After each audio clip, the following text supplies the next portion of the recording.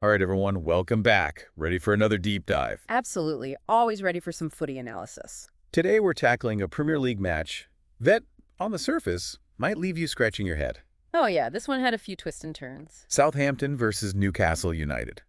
And get this, Southampton, a team battling relegation, managed to score first against a high-flying Yeah, Newcastle. I'll see that every day. But, as we know, they ended up losing.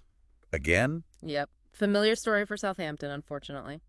So we're going to dissect this match, go beyond just the final score, and try to figure out how W and WHY this happened. Sounds good to me.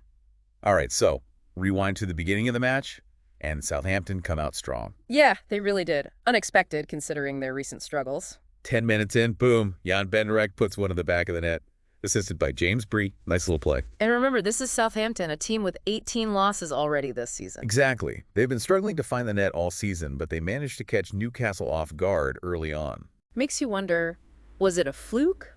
Or did Southampton genuinely have a tactical advantage early on? Interesting point. But the momentum shifted dramatically after a key incident. Yeah, the penalty. Joe Arabo brings down Alexander Isak in the box. Clear penalty. VAR even had a look just to add to the tension. Those VAR checks, they always feel like an eternity, don't they? Oh, tell me about it. So Isak steps up. Cool as a cucumber, slots it home. And just like that, the tide turned. It's amazing how a single event can have such a psychological impact on a match. Southampton lost that early spark, and Newcastle, well, they smelled blood. And Isak wasn't done yet.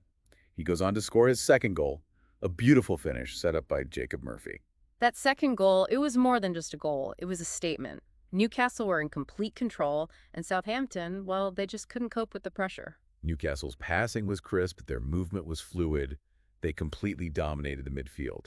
Yeah, that's Newcastle's style under their new manager. High press, quick transitions, and a real emphasis on controlling the tempo of the game. It wasn't just Isak either. Joel Jolan almost got on the score sheet a couple of times. Oh, absolutely.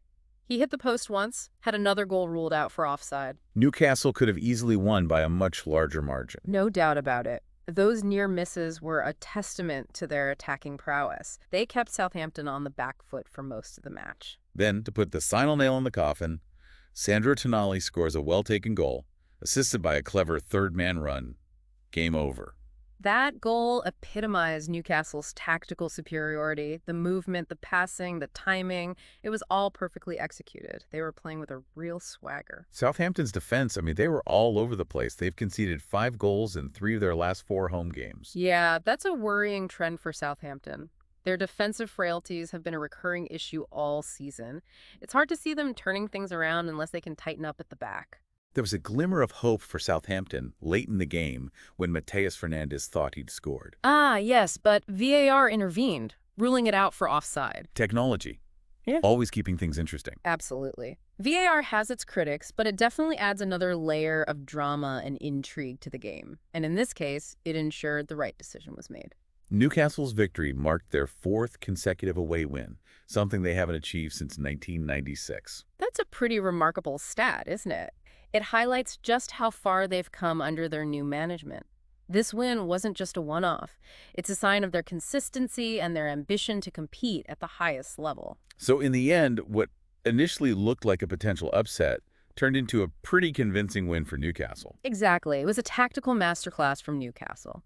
They exposed Southampton's weaknesses and capitalized on their own strengths. Southampton's early lead, was it a sign of untapped potential or just a fleeting moment of brilliance? It's hard to say for sure, but this match definitely raises some questions about Southampton's ability to compete consistently. They've got a lot of work to do if they want to avoid relegation. For Newcastle, the future looks bright. They're a team on the rise. Absolutely. They're playing with confidence and purpose. They're a joy to watch.